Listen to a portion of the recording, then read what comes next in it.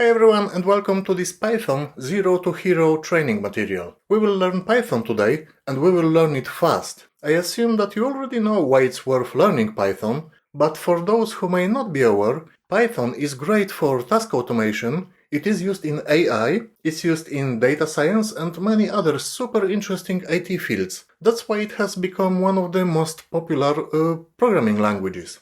Python is also fairly easy to learn, it's very user-friendly. In the next video, you will not only have Python installed, but you will also have your first Python program written. So, as I said, yes, we are going to learn it very fast today. If you want to watch this material in training-like mode, I mean divided into sections and with additional features like quizzes to test your knowledge, then I encourage you to join our official Automation Avenue platform. You can just Google automationavenue.com or you can click the link in the description to this video as well as in comments section. The URL will be provided. And you will find there not only Python, but many other DevOps and cloud tools that can help you either get into IT or expand your existing IT skills. So you can decide which way is the best for you. But anyways, to play with Python, we need to install it first. So let's see how it's done. In this video, we will install Python, we will see what interactive shell is, and we will also write our first program in Python. Let's start from the installation process then. We'll see how to install Python on Windows, Linux and Mac. And I will start from Mac because that's the easiest part. And it's the easiest because the Python is already installed on your Mac. This is my Mac's terminal, and you can check what version of Python you have installed by typing either Python version, it's -- version, or Python 3 -- version. And you can see I have version 3.11.4 of Python installed here. I mean, I didn't do that, it simply came with that Python installed. There is also a shorter version of that command. You can run just Python 1- and capital V, and then Python 3 - capital V. And regardless of operating system, you should always check both those commands. The reason that one might work and the other will not is because Python has two major versions. It's Python version 2 and Python version 3. And that first letter is so-called major release, and as you can see, it's Python version 3, and that's the Python we are interested in. So now, if you have older Mac, I mean very old Mac, you might have only version 2 of Python installed, which most probably will be shown when you run this command, Python -v. And if that's actually the case for you, then you need to install Python in version 3, because that is the version we are going to work with here. It's very easy, you can simply go to Google and just type Python Mac install or something similar. And if you go there to downloads, you can see download the latest version for macOS. So you just click this button and follow the instructions. But being on the Mac, it's probable that you're using the Homebrew package installer. Then you can run just brew update and brew upgrade.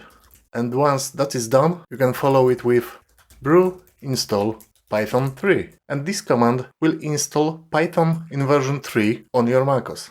I have it already installed, so I will not run it, but this is the command you are interested in.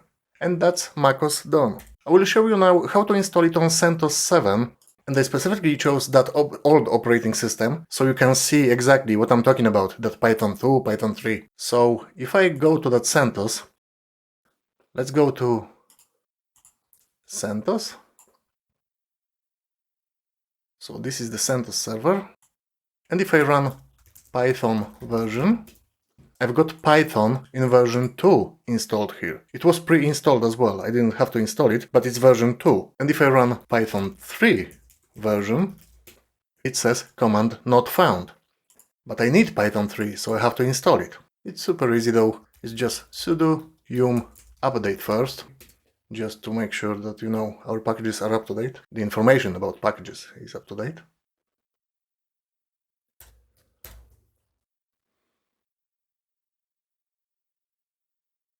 And once that's completed, as you can see it's complete, you can just run sudo yum install Python 3. Yes, confirm.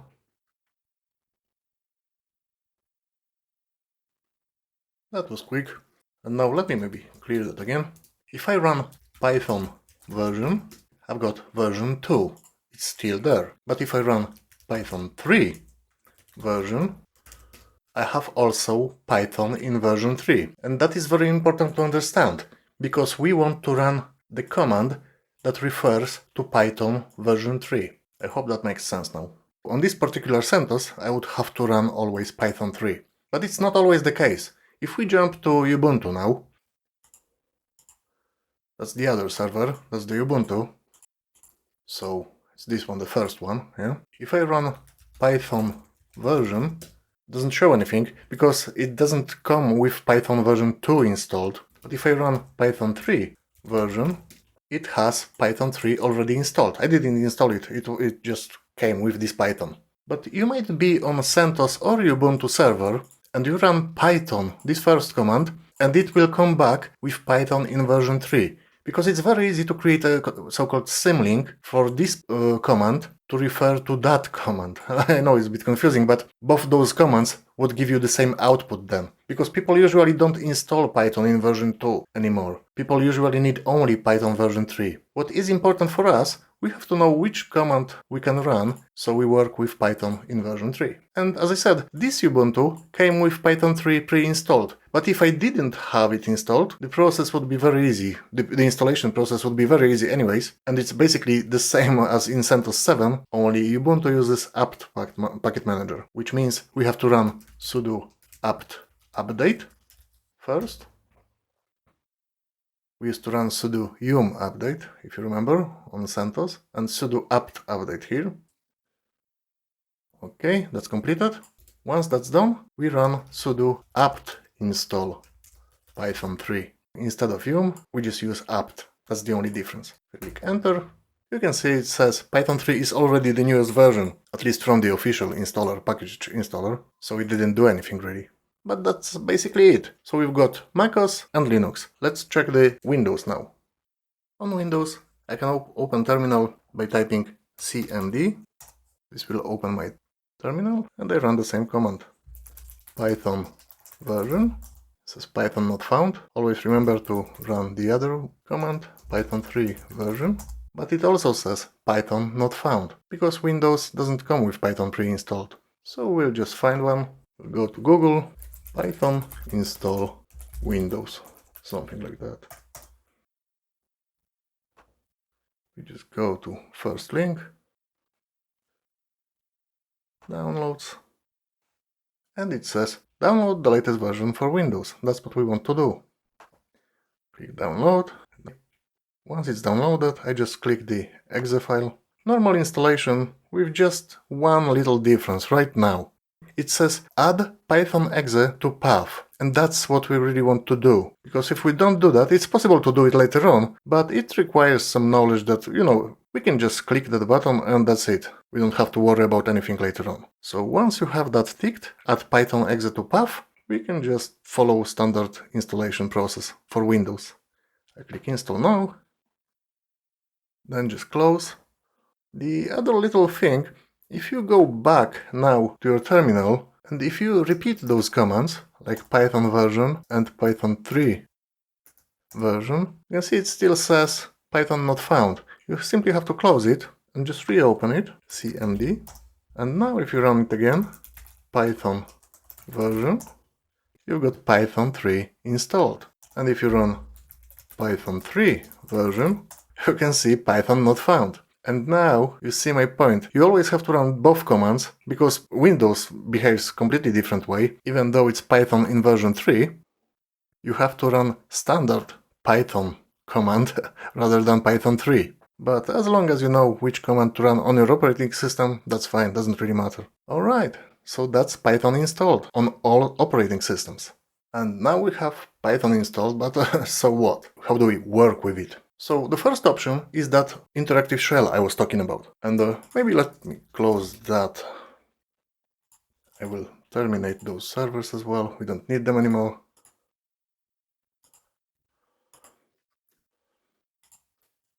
I can just use standard Ubuntu that I have locally here.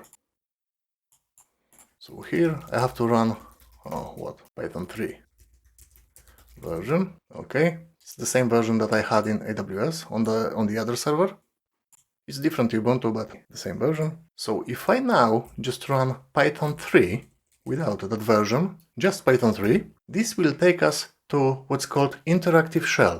And the interactive shell is a place where you can write instructions for Python to process. And the most popular task that you usually do when learning any programming language, not only Python but any, is to display words "Hello World." And in Python we can do it by using print function. So it's print, and then function has to have those brackets. So what we can do, inside those brackets, inside quotation marks, we can write "Hello World." And if I click enter, Python displays back the words that I put in those brackets. The print function is simply instruction for Python to process anything that we include inside those brackets and display the result back on our screen, as it did here. And in this example, Python didn't have much to do really, but that print function can be used for many other things. Like we can use it as a calculator, for example. If I type print, and now let's say 3 multiplied by 4, don't know, and we use that asterisk to multiply numbers. So if I click enter, now I get back 12. Python first processed whatever was in those brackets, and only then displayed the result back on the screen. The same if I want to divide something. Let me just use up arrow. I can do 2 divided by 7. So this forward slash is used for division in Python. If I click enter, I have the result back. You might have noticed that I wrote those numbers without quotation marks though. While previously, that hello world, I had to include that inside quotation marks, at the beginning and at the end. This is how Python processes different data types, and we will learn about those data types more in dedicated video, but for now, I wanted to show you that you can do stuff that at first sight might not make much sense. Because if I run, for example, something like, I don't know, print, and then, I don't know, 10 times hello world.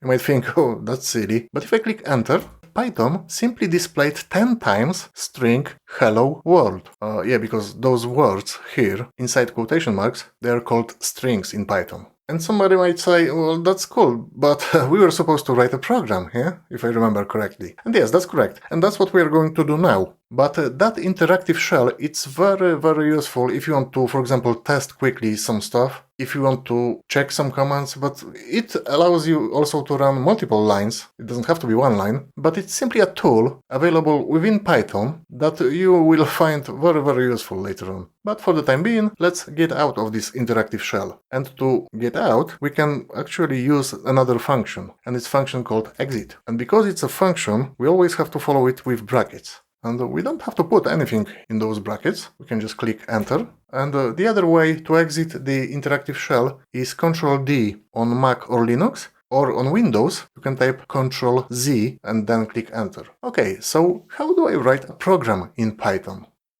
To write a program in Python, I just need to create a file with .py extension. That's it. Let me clear that. And I can use any text editor that I want. It doesn't matter which one I use. In Windows you can even use Notepad. On my Ubuntu I can use Vim, for example. Or you know what? Let's just go first.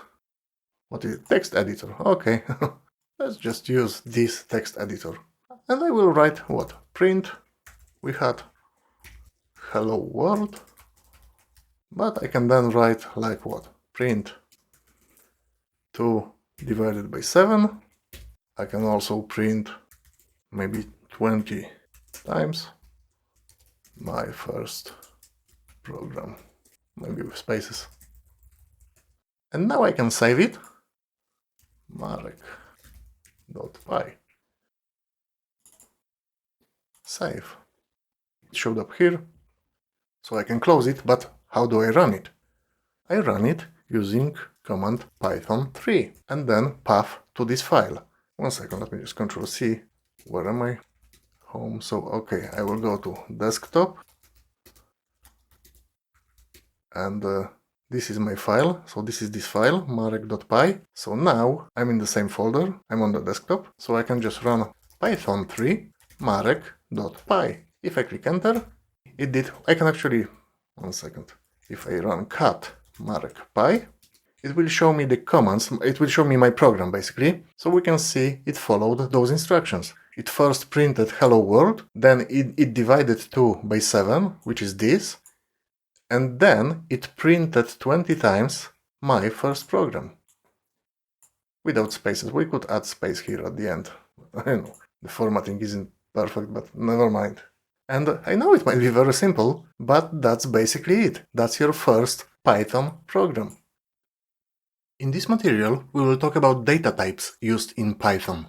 The most popular data types are string, integer, and floating point number. So let's start with the string maybe. Python string is a collection of various characters that you can find on your keyboard that we then enclose in either single or double quotes. And those characters can include letters, numbers, and special characters like question mark. Spacebar is also considered a character and can be used as a part of Python string. As long as they are all inside single or double quotes, Python will consider that as a data type string. And now you can see displayed some examples of string data type, and note that they are all in either single or double quotes. So let's talk about the integer now. And integer is simply a whole number. It can be a positive number, like 10, it can be a negative number, like minus 200, and 0 is also considered an integer. As long as it's a whole number and it's not in a single or double quote, it will be considered by Python as integer data type. Then we have floating point number. And floating point numbers are simply fractional numbers, like 2.5 or, 8.44, something like that. And they are also not inside any quotes. We just write them as they are. Okay, but let's play with those data types directly in Python, because, seeing just the theory does not explain it well enough. We have to see it in action. So this is my Ubuntu server. Let me open the terminal and let me type Python 3. This opens our interactive shell, and if you don't have Python installed on your machine, please see the previous video where we were installing Python. So I've got my interactive shell and I can print. This is the function that we can use in Python to process the data within those brackets. So if I just type hello world, there is not much to process. It simply displays back hello world. However, there is another function I wanted to show you, and it's called type.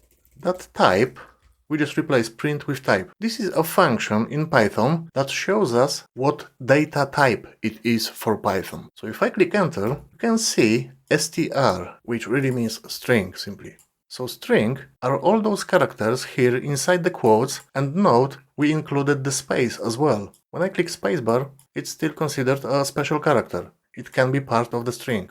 If I try to check how Python sees, for example, whatever, this, some numbers, and then some special characters as well, if I click enter, it's still a string. So even if I put the numbers or special characters, as long as they are within either single or double quotes, it will be still a string. Let's try now some numbers. Type maybe 10. Now Python considers that as an integer. We have only int, but that means really an integer. Now if I try the same with let's say minus 200, that's still an integer. And if I try 0, Python still considers that this data type inside, it still considers it an integer. So let's jump to floating point number. If I type 2.5, now we have float.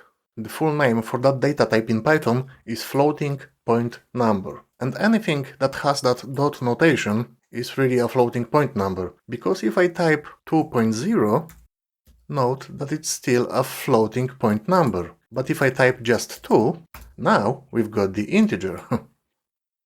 So it's not really about the value that is stored there, it's about the notation. If we've got that dot notation, it will become a float. If there is no dot, it's considered an integer data type. But now let's go a little bit further. What if I type, maybe print first to see the output, 5 times hello world? What will happen? What do you think? Let's click enter. So Python simply displayed that string because we've got those quotation marks, yes? It displayed that string 5 times. But what if we now check what data type it is? If we use type function, what do you think we will get? Let's click enter, and it shows us it considers it a string, which makes sense because it's a very long output, including some spaces, But it makes sense, doesn't it? It looks like a string. It's simply now much longer string. It multiplied string 5 times, so the output is still considered a string. What if I do now type 5.0? I'm trying to multiply 5 times hello world, but now I will use floating point number rather than integer. Let's click enter. We've got type error. The Python tells us I can't multiply sequence. Sequence, it means really that string. I can't multiply it by something that is not integer. You can't multiply it using that dot notation. And that's really important to understand, because there are some operations that are allowed in Python, and there are some operations that are not allowed. Because consider a situation where I'm trying to do, let's say, I don't know, 5.77 multiplied by hello world. That would also make no sense. I mean, this notation actually makes sense, but Python simply refuses that operation because it can see the floating point number, and it only allows for that whole operation as long as this part is integer and not floating point number. So there are some limitations that we have to understand within Python. And somebody might think, okay, but for example, this is allowed. Print minus 200 is integer, isn't it? So I should be able to multiply using this operation. If I click enter, well, there is nothing displayed because it's negative number. But if I check type of that output, Python doesn't moan. It says, yeah, it's string, even though it's nothing there, but this will be allowed. Same with 0. Still fine. Let's check a few more examples. Let's do print 2 by 2, maybe with spaces here, easier to read. We've got 4. Let's print 2 multiplied by 2.0. So we've got integer and we've got floating point number. If I click enter, now we've got 4.0. Why is that? Because result of this, if we multiply one integer by another integer, the result is still an integer. If we multiply integer by floating point number, the result will be floating point number. And we know how to check that. We can just use that type function. So if we do type 2 by 2, we can see it's integer. If we do type 2 by 2.0, we can see the result of that operation is considered by Python as a floating point number. What if I do print 2 by this? What do you think? Now this became a string, because dot is also a special character that can be a part of the string. What Python will do now? Let's see. Click enter. You can see it's called string concatenation. It simply displayed this string twice, 2.0, 2.0. It didn't do mathematical operation, it simply displayed this string twice. And what will be the data type as a result of this operation?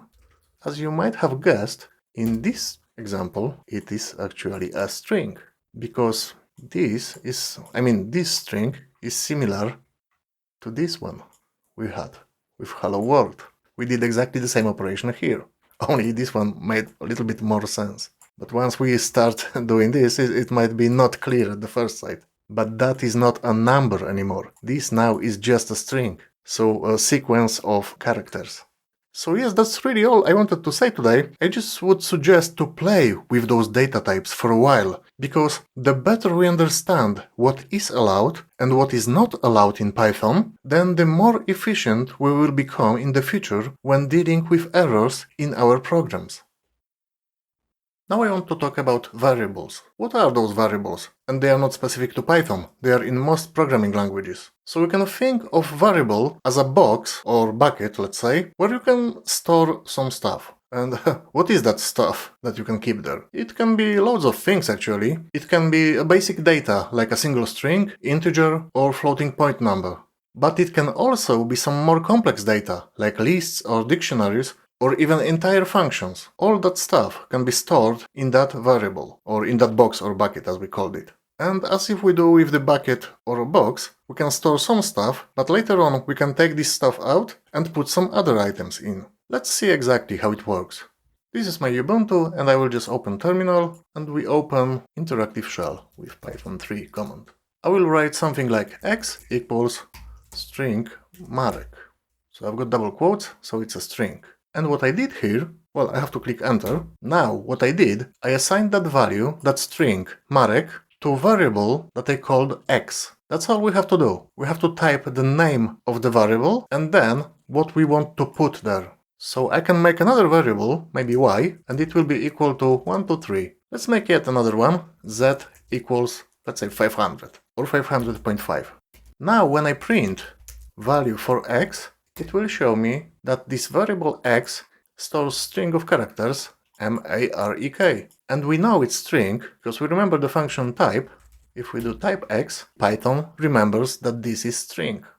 The same if I do print y, we've got the other value. And then we can also do mathematical operations. If we store, for example, integer and floating point number, I can do things like print y plus z.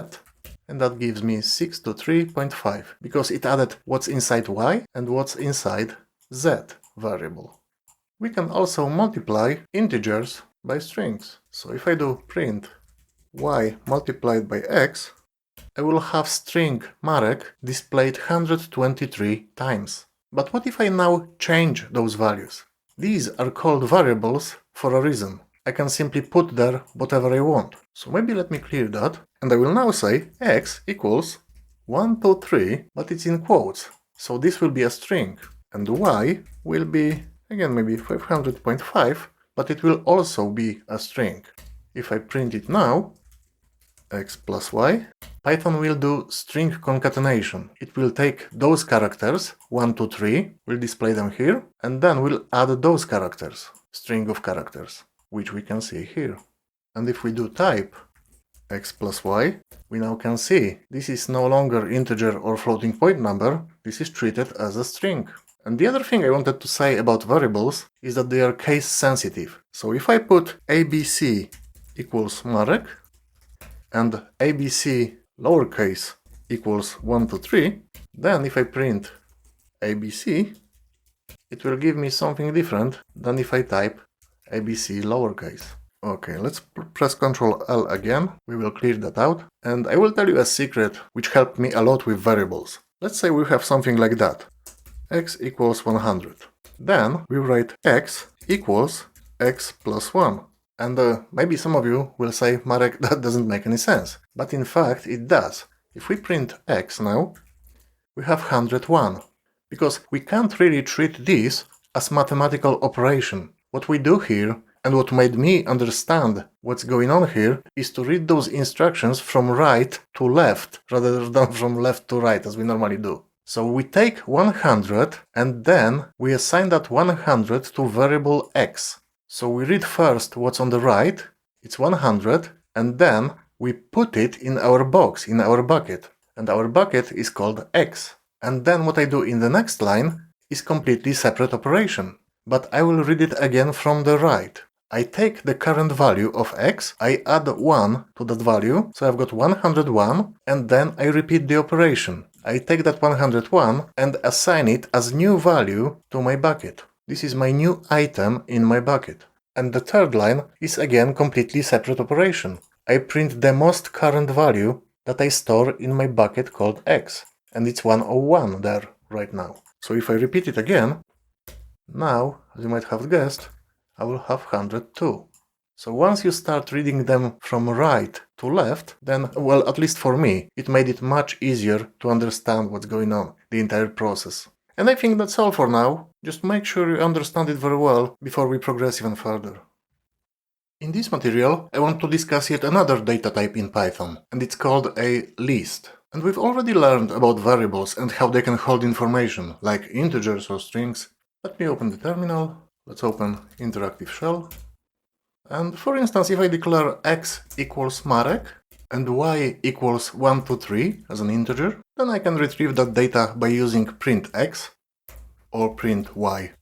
However, storing just one value per variable can be very inefficient and challenging in certain scenarios. Thankfully, with lists, we can store multiple values in a single variable. I can write something like this. First maybe Marek, then we could add that 1, 2, 3, maybe, I don't know, 500.5 we had previously. Now again, 1, 2, 3, but as a string this time, because it's within the quotes, and maybe also 500.5, but also as a string. we will enclose it in brackets, in quotes, sorry again. And here I have 5 different pieces of information. Ideally, I'd like to keep them all in one variable rather than creating 5 separate ones. Sure, with just 5 values it's not that challenging, but imagine if I wanted to store 100 or even 1000 different values. Creating separate variable for every single item isn't very efficient or very clean. This is where the list data type comes in handy. What I can do now, I can enclose all those values that I need inside the square brackets, and then use commas to separate them. I can include or mix and match all data types, as you can see, because I've got here a string, here is with the integer, here we've got floating point number, etc. They can all be in the same list, and now we can assign all those values to one variable called x. I will just call it x. And once I hit enter, all that information is saved in my variable. So if I print x now, I can see my entire list. However, displaying all that information at once isn't usually necessary or isn't what we really want when writing a program. Typically, we only need a specific data from that list. Maybe one item or maybe a few items, but not the entire list. And this is where index position comes into play. An index position is simply the current position of each item within our list. It's important to note that index positions start from 0, not 1. So the first item in our list, string Marek, will have an index position of 0. Then the second item will have an index position of 1, and so on. Which means our list has, 1, 2, 3, 4, 5 items, but the index positions will start from 0 and end at 4. So this will be index position number 4. The question is, how can I retrieve a single item from that list? That's exactly what an index position is for. So I can do something like print x, and then I just use its index position. Let's say I want to retrieve the first item, Marek, string Marek. It has index position of 0, so I add exactly that, its index position, in square brackets. If I press enter, I've got only first item from my list. As you can guess, if I use index position number 1, I will actually get second item from the list. It is a bit confusing, but you can get used to it. And my last item in my list will have index position number 4. So I have to use 4. I can also perform some, let's say, mathematical operations, as we did with single items. I can do something like that. This is the item with index position number 1, which is 1 to 3 integer, and I will add again the same item. So we should have 246. 246. If I add, maybe here will change to last item, and this one will change to first item, I will have Marek 500.5. Why is that? Because they are both strings, Marek and this, 500.5. This is enclosed within quotes, so this is read by Python as a string. So Python performed string concatenation, it displayed Marek and then added those characters. It simply created longer string of characters. But now interesting thing is I can also count from end of my list towards the beginning. I just use negative numbers. -1, index position -1 is the very last item in my list. So it should be 500.5. Second item from the end of my list will be this one, 1 to 3, but this is string. It's not integer like here. So we can check that. We can also double check the type, which indeed is string. One more thing I wanted to mention, we can also pick multiple items. For example, we can do something like that, colon and 2. What I do now, I want to retrieve all values from my list that go from 0 up to index position 2, but it will not include that index position 2. So to make sense of that, let me click enter. So this entry means go up to index position 2, but not include it. So it will take index position 0, will display it. It will take index position 1, will display it. Will go to index position 2, but this notation says do not display index position 2. But if I do something like that, I will remove colon here and will add it after the 2. This means go from index position number 2 to the very end of the list. So if I click enter now, this time index position number 2 will be included in my output. So it's 0, 1, 2, and we can see this item is included in my output. then we have 1, 2, 3, and simply it goes up to the end of the list.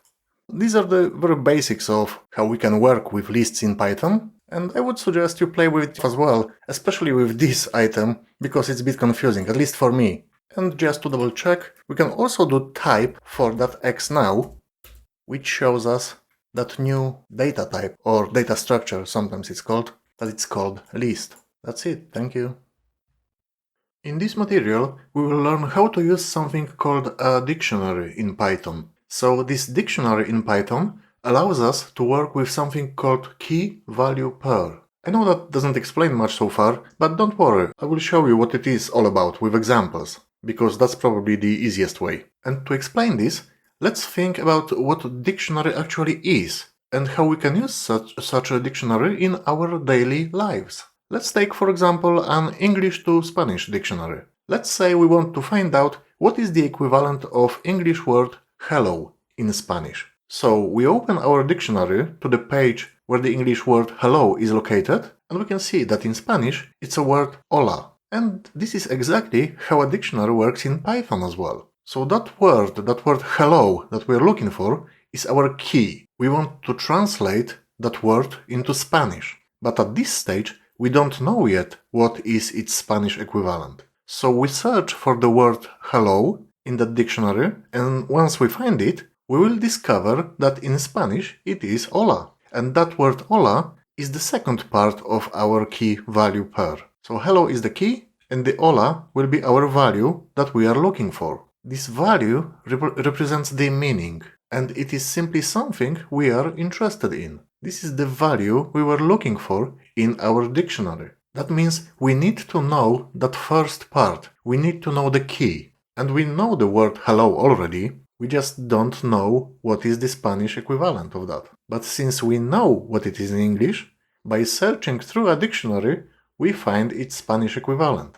So let's create such dictionary in Python. And since we enter words in Python in quotes, because word like hello or hola will be a data type string, means a sequence of characters, so we write something like hello in quotation marks as a string, then a colon, and then quotation marks again for another string, and that other string is hola. So we write the key, the colon, and the value. And maybe we want to add more key value pairs. What else should we add?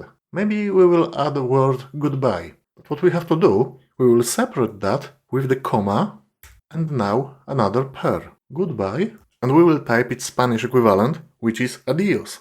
Maybe another one, let's say apple, but we will separate again with the comma. Comma will separate each key value pair, and now another entry will be apple. Then colon and what its value, and in Spanish it's manzana.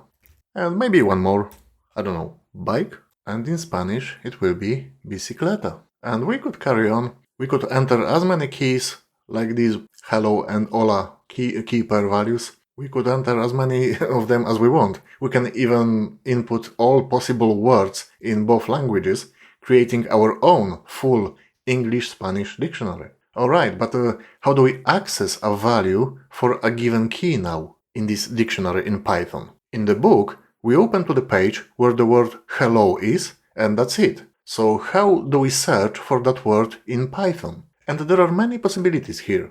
Let's look at a few of them. First, it would be nice to save it as just one variable, so our entire dictionary will be saved as just one variable. And remember how in the previous episode we saved the entire long list as variable x? Here we can do the same, but to save our dictionary we need what's called curly brackets. So we saved our list using square brackets, and here we need to save the dictionary using that curly brackets. So it's curly bracket at the end, curly bracket at the beginning, and then we can just save it as x equal and all that, all those entries that we want to keep in our dictionary. Let's just click enter, and the question, how do we search that dictionary?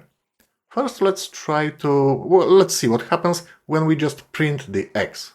As we can see, Python will display the entire content of the dictionary, that is all the key value pairs that we have saved in it. Well, and that's nice, but if we save 20,000 words in it, let's say, that won't be very helpful, will it? So let's search for only the word that we are interested in. So let's type again print x, and now, just like in the previous material on the lists, where we entered the index number, for example like print x and index position 1, here, instead of that index number, we will enter our key. Let's say we search for hello. What will be the equivalent, the Spanish equivalent of hello? So we will paste here, in quotation marks still, hello. And now when I press enter, we see that it shows us the value for key hello. This is the information we are interested in from that key value pair. The key is our English word hello, and the value is its Spanish equivalent,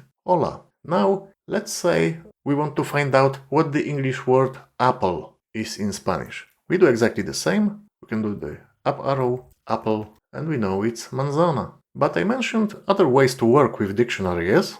The alternative way would be to use something called a method. And what that method is anyway. And in short, I can say that both lists and dictionaries, they will both have something called methods that might help us with to perform certain operations on these lists or dictionaries.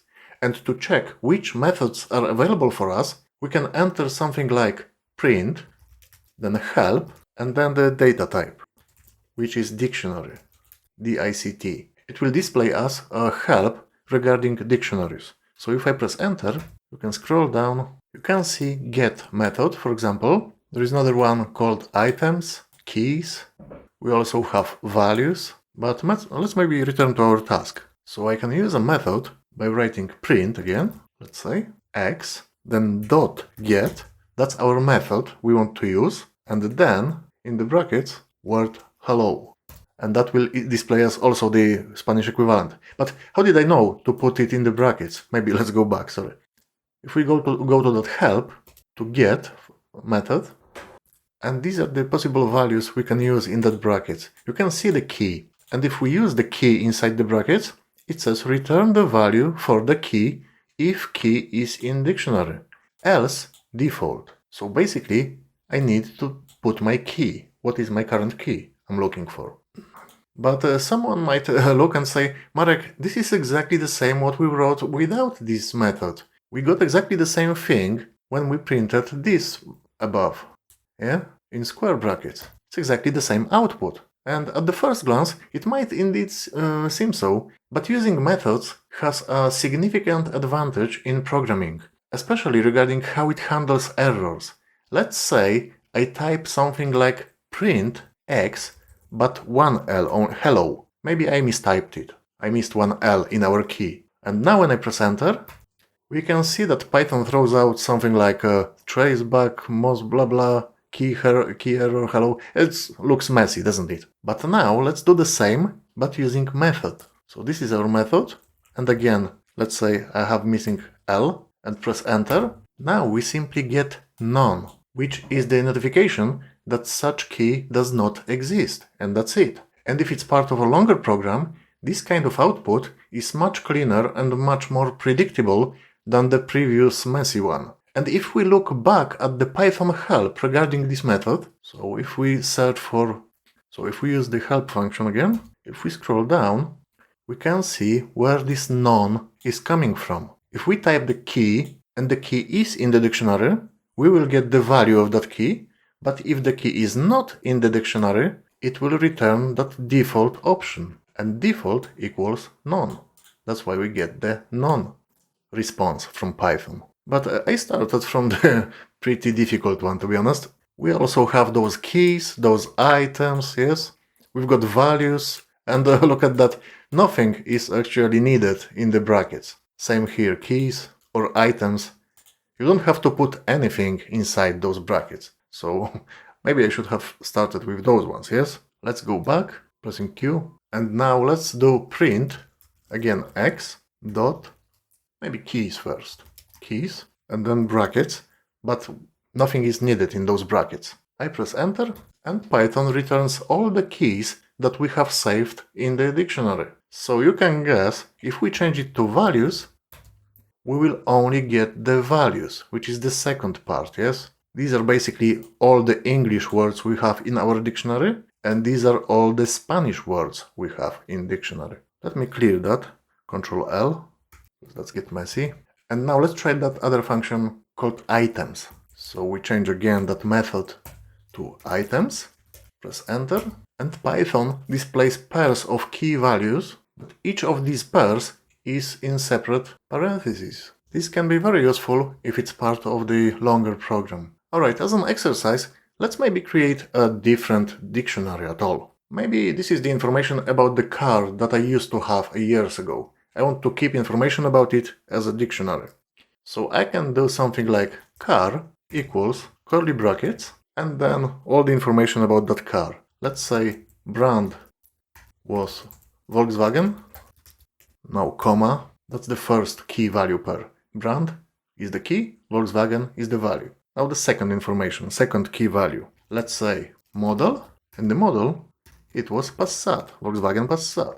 Now another one, maybe year it was manufactured in, and it was 2002. And maybe how many miles it had. It had 120,000 if I remember right. So as you can see, in the dictionary, you can store not only strings, but we can also store other data types, like integers. We have here two integers. The year is 2002 and the miles, the value is 120,000.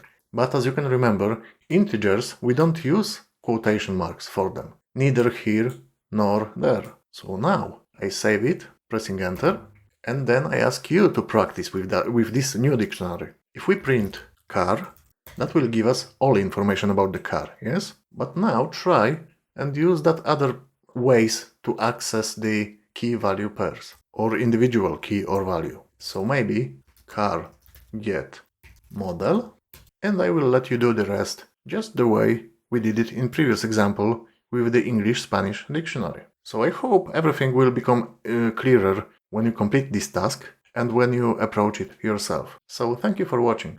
In this video, I wanted to talk about something called a for loop in Python. And maybe instead of trying to explain what it is with words, it will be better to simply look at some examples. Let's open our Python again, the interactive shell, and let's create a list with 6 elements.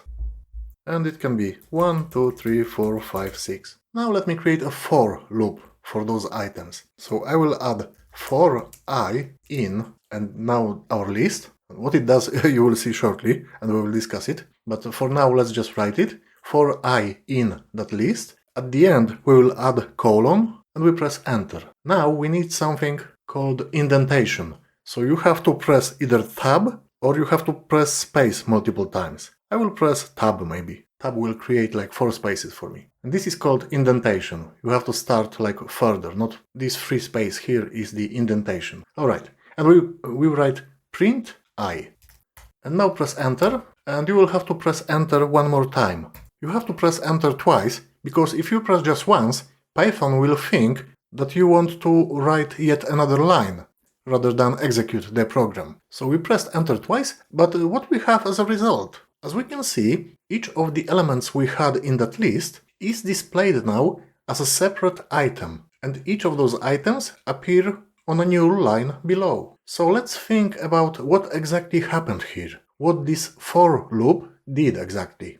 And I think it's the easiest to understand if we read this instruction backwards. So I mean, this is the instruction, first instruction, for I in 1, 2, 3, 4, 5, 6. And what this for loop first checks, if this object, it will check if this object is iterable. Iterable means it's anything that it's something that can return just one element at each iteration of the loop. Or in other words, this loop checks whether it can break this entire object into some smaller pieces, giving us just one piece at a time, one element that we can work with. And on each next iteration, it can provide us with the next element from that object.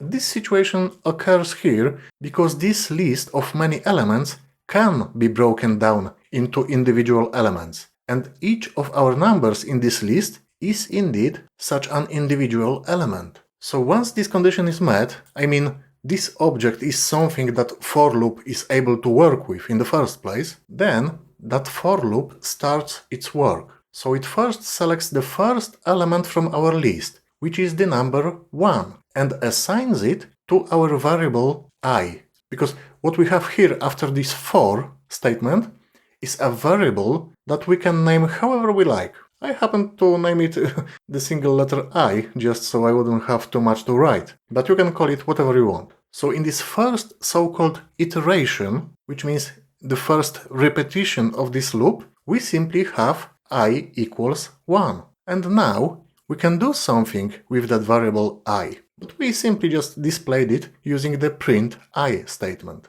And let me repeat, let's note that this print I is indented, and it's very important. This indentation happens that Python will know that this print function is considered to be inside of our loop, of our for loop. So everything we do here, like we print this variable, it's the first iteration, the first repetition of our loop. And this is the task we give Python to do, its instruction what Python has to do with this variable. We just print it here. So that loop did what it was supposed to do, but then it goes back and checks if there are any other elements in this object. And if there are, this for loop will pull it out for us. And such an element exists, it's the number 2. So now the loop assigns this value to our variable I, and again performs the operation, or operations, because you can have multiple operations. We have just one, it's a print function. It simply performs that operation for us.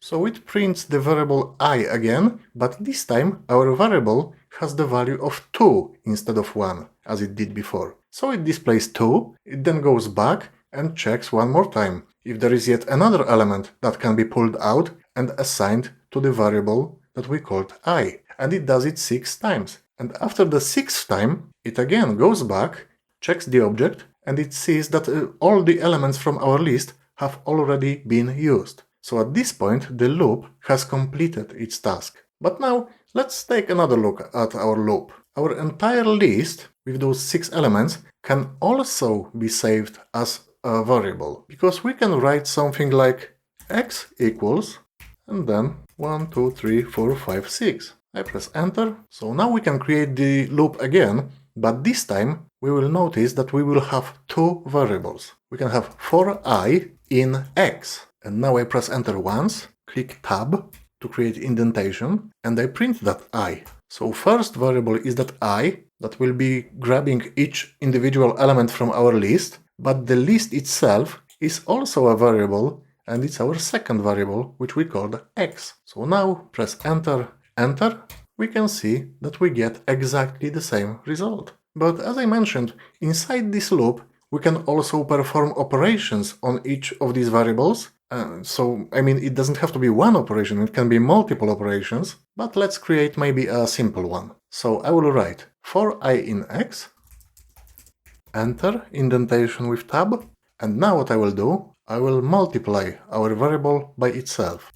So it's I multiplied by I. Let's press enter, enter, and now we can see that in the first iteration, when our element is 1, I mean our variable I has value of 1, we get the result for 1 multiplied by 1. Then in next iteration, our variable will have value of 2. So our displayed result will be for 2 multiplied by 2. And we can see it repeats until we reach 6 multiplied by 6, which is 36. And as I mentioned also, we can name that variable however we like. I was just lazy calling it I, but we can call it Marek, for example. Let's do for Marek in x, press enter, now tab to make an indentation, but now I will print, I have to use my new variable name, which is Marek. I now multiply Marek by Marek. Press enter twice, and again we've got the same result. Let's press Ctrl L maybe, let's clear that out. And one more thing I wanted to mention is that the list is not only the type of data we can work with here. Another type of data that belongs to those iterable types, for example, is a string. So we can write something like for I in hello, colon, enter tab, print I. And now we can see that the loop can also break a string into individual characters and present each one separately in next iteration, in the next repetition of the loop. But right, I think at this stage, I think it should be enough to know about the for loops, so I will see you in the next video. Thank you. Now I wanted to mention the so-called break and continue statements. What are they and how they are useful to us? In previous video, we learned about the for loop and how it can iterate through the items in the list. So just a recap, we can have a list of items, 1, 2, 3, 4, 5, 6. I will save it in variable called x, and now I can do for I in x, print I. But let's say I want to find a specific number in my list, and maybe when I find that number, I want to announce it somehow and break all subsequent iterations. Or simply put, since I found what I was looking for, my loop has completed its task. That's exactly where the break statement is very useful. Let's write something like that. For I in x, create first indentation, I press tab once, I will write something like if I equals 4, and I know we haven't talked about it yet, but this is basically how you can check if something is true or it's not. So here I'm checking if I is equal to 4, but note I have to press equals to twice, yes? We will talk about it later. Now I press enter again, and I press tab twice. So what I mean, my indentation has to go even further.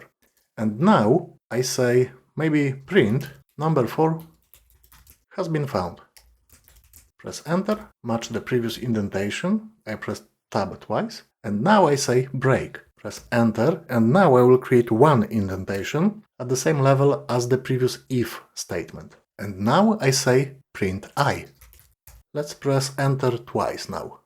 And now, as we can see, this loop works normally for the first 3 elements. It displays 1, 2 and 3. So my loop takes the first element, which is number 1, assigns that value to my variable I, and it checks if I is equal to 4. But because it has number 1, it can see that it's not equal to 4, hence it skips that more indented elements and goes straight to the line that is at the same indentation level, which means it simply prints element I, which is 1. Then it goes back to the beginning, pulling the next element from the list, which this time is the number 2. And it repeats this process, checks if it's equal to 4, and if it's not, then it will simply ignore those more indented lines. Goes through the loop again, it has 3, and then goes back and goes through the loop again until it pulls number 4 from the list. So now 4 becomes my variable I, and it can see it does equal to 4. So since this condition is met, it looks at what it must do in this case. So it will check this time these more indented lines.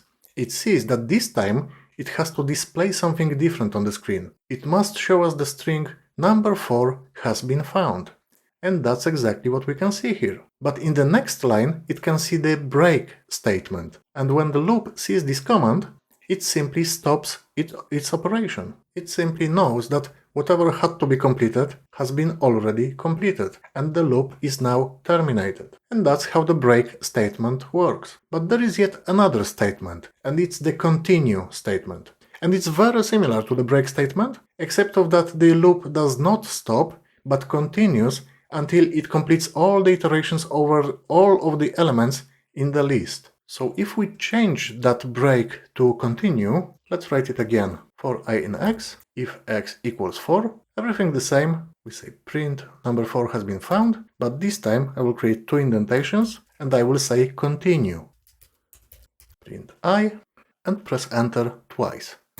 And this time we can see that for number 4, instead of the number, it prints string number 4 has been found, but it does not interrupt its operation. The for loop keeps going.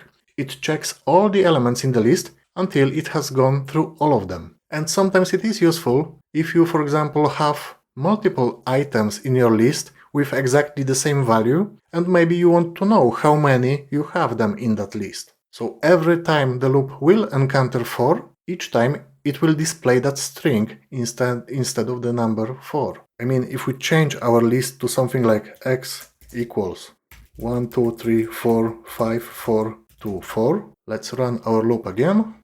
We can see now it found all elements that have value of 4. And I know that's a very short explanation, but at this stage it will be all that we need to know regarding the break and continue statements, so thank you for watching. In previous materials we saw how for loop works. We saw that a for loop allows us to extract each single element from a more complex object like a list, and it allows us to perform some operation on each of these elements. For example, if I have 10 elements in a list, then the loop will be executed 10 times, and that's it. However, there are situations where we do not have a strictly defined number of elements, and we need a loop that will keep running until a certain condition is met. And trying to explain this in words usually doesn't make much sense, so let's do it through examples. Let's create something like this. Let me press Ctrl L, and I will say x equals 1.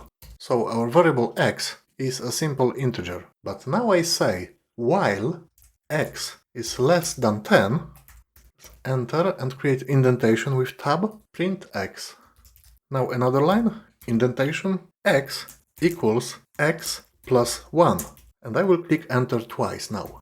And we can already guess what that loop does. So initially, we have our variable assigned a value of 1. And then we have our loop, our while loop. And we say that while x is less than 10, or perhaps as long as x is less than 10, execute all the instructions below. And the loop executes our instruction, which here simply displays current value of our variable. However, that last line might be a bit confusing. Someone might look at that and say, what it's supposed to mean? How can x equal x plus 1? And first of all, let's not think of it as a mathematical task. Remember that x is our variable, and in the case of variables, it makes more sense to read this from right to left. But our variable starts here in the first line, and we've got a value of 1 assigned to it. But then, we take that current value of variable x, which is 1, and we add some other value to it. And here we are just adding another 1, so we have 2 together. And now this new value, this integer 2, it's now assigned again to variable x. X is now 2. Our variable x now has a new value which is 2. And the while loop starts over again and checks whether that new value of variable x is less than 10 or not. Well, it's 2, so it's less than 10, so the condition is not met. So the loop repeats again. The new value of variable x is passed to the print function. Python displays 2 this time, and so it goes until the value 9, as we can see. In this last round, let's call it that, the loop again checks if 9 is less than 10.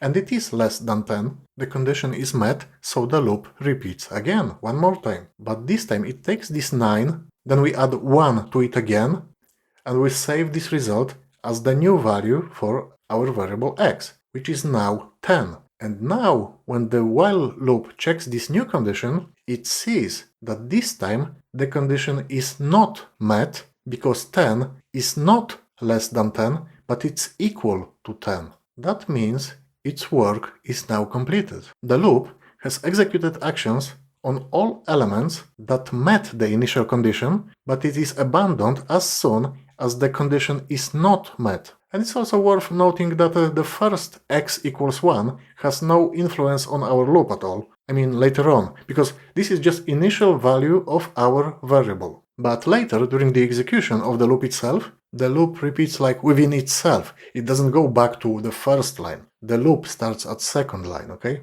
And what we recorded earlier as the initial value is only read during the first repetition of the loop. But in every subsequent iteration, the last line sets a new value for our variable x, but the first one is no longer considered at all. But that while loop, we often see that last line written in Python in another way. Let's write something like this. Maybe x, this time will be, I don't know, 100. And now we say while x is less than 110, print x, and then x plus equals 1. Press twice. And if we look at this notation in the last line, it makes even less sense, but this is simply a shortened form of exactly what we wrote before, which is x equals x plus 1. And we see if we run it now, Basically, the logic is exactly the same. And for the time being, that's all we need to know about the while loop, so thank you for watching. In Python, as well as in other programming languages, we have something called a boolean. And this boolean, in addition to its funny name, can have two values, and they are so-called true and false values. And as always, let's take a better look at examples of what I'm talking about and how this boolean, be it true or false, can help us in Python programming. And this time, you know what, instead of doing it in interactive shell, let's maybe get out of it and use exit function. It's clear. And we will write and save it as a file now. We will create a file, I will use vim, maybe marek.py. That will be our program. And we can write something like x equals 1, and now while x is less than 10, colon, enter. And you can see vim creates the indentation for us. We don't have to press tab here. And I know by now some of you might think, Marek, have you ever heard of that thing called IDE?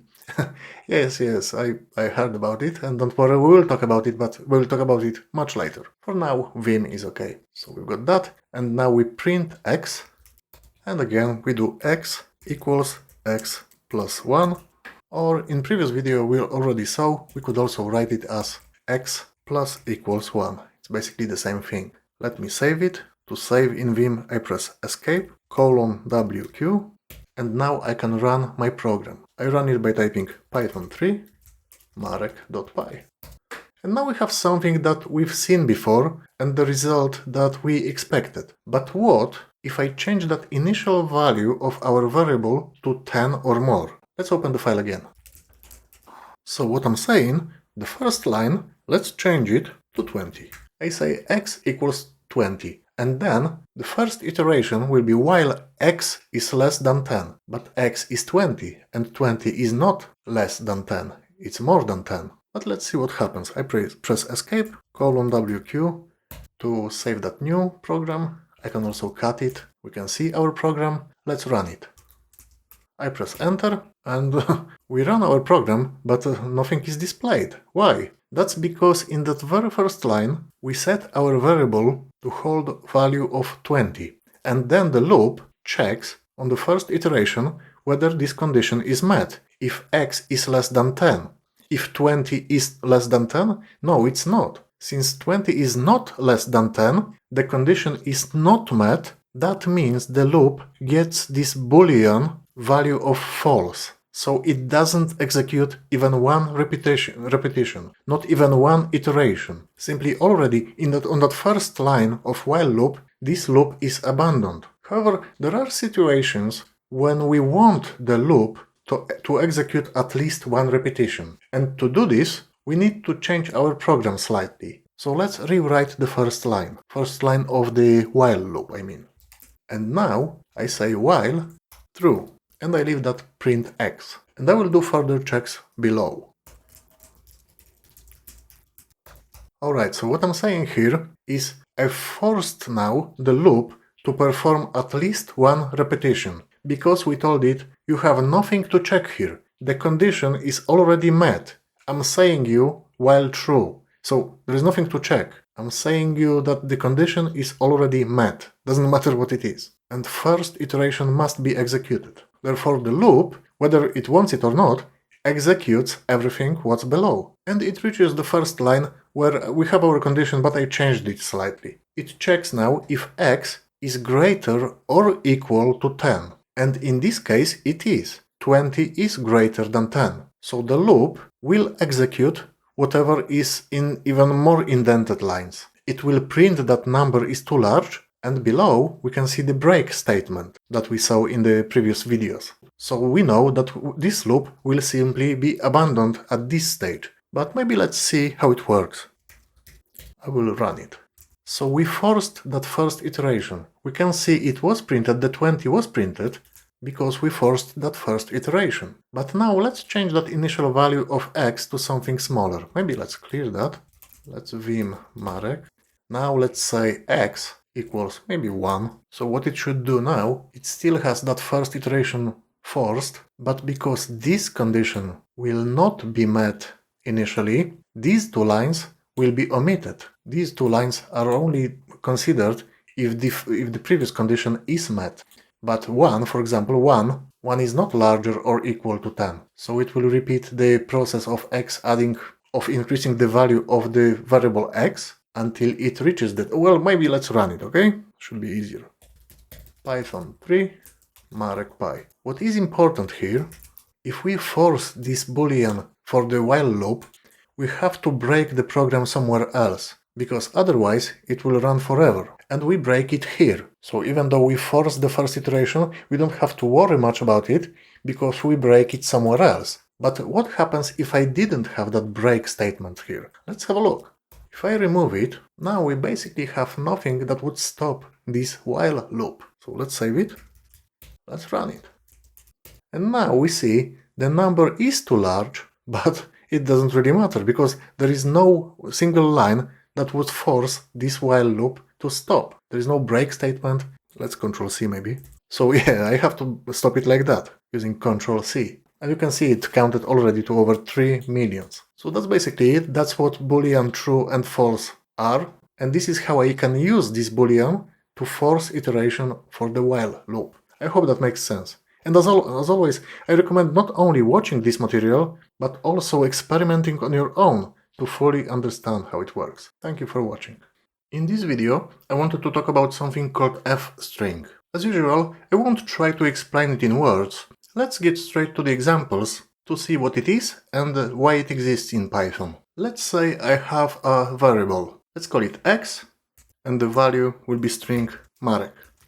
What I can do now, I can run print, I can say hi, maybe I will add space, and then plus x. And if I run it now, we can see that Python adds those two strings together. So the first string is hi, and we know it's string because we've got it in quotes, and Python knows that this is string data type. And the second string is Marek, but that second string Marek is read from the current value of the variable x, though. Which means Python looks at that x and says, aha, the second part is not in quotes, so it must be some variable then. So I must find that variable and check what is currently recorded in that variable called x. And once Python finds it, only then it displays the result. It's worth to note that when it finds the variable x, it checks also its data type. And since Marek is in quotes, it knows it's a string data type, and ultimately Python displays that hi Marek.